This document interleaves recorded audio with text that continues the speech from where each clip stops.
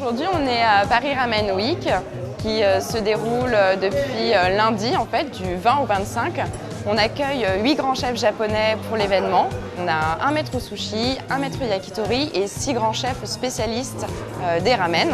Le ramen qui est un plat en fait typiquement japonais. On connaît les sushis et les makis. Le plat est encore un peu méconnu en France et pourtant c'est le plat populaire au Japon.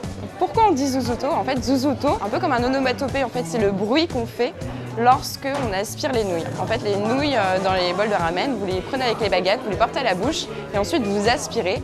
Et le zuzuto, c'est le bruit qu'on fait quand on aspire les nouilles. Dans la culture japonaise, si on ne fait pas de bruit, c'est peut-être qu'on n'apprécie pas le plat. Plus on fait de bruit, en fait, plus on apprécie le plat. Donc pour eux, le zuzuto, au contraire, c'est plus que poli et de respectueux, on respecte le plat et c'est de la politesse en fait que de zuzuto.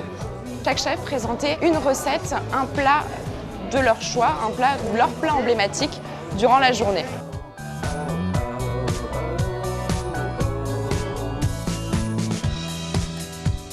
Il y a 4 ou 5 grandes étapes. La partie mélange des différents ingrédients. 寒水ってアルカリ性の物質なんですけど、これを水に溶かして、そこの水の中に手で攪拌しますね、粉を。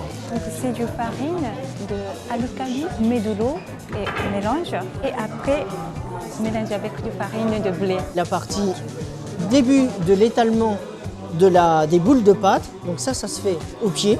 On met la pâte dans un sac plastique, on laisse pendant 1 heure. Et après, on pousse avec les pieds pour étendre la pâte. Et ça devient comme ça. Et ensuite, il la travaille au rouleau pour l'étaler, parce que c'est une pâte dure. Il le sépare en 2 bouts de 1 kg chacun. Et ensuite, ils vont retravailler chaque morceau. Ce travail-là, à mon avis, allez regarder, c'est le travail le plus long et le plus physique. Parce que vraiment, c'est un nombre incalculable de fois où ils vont l'étaler, l'allonger. ある一定の細さに切ります。そしたら麺が完成します。 On coupe avec la machine, on voit là-bas, ça devient des nouilles de ramen. C'est le tranchage qui se fait là aussi à la main. On dirait un robot. Les Japonais ils disent, on dirait Ningen Kikai, c'est la machine humaine.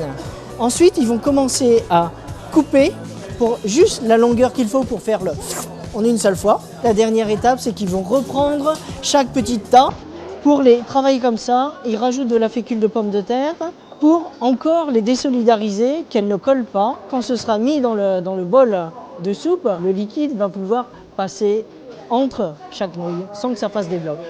Et c'est fini. Et au total, là, ça a été très rapide, mais au total, ça prend à peu près 2 heures de travail.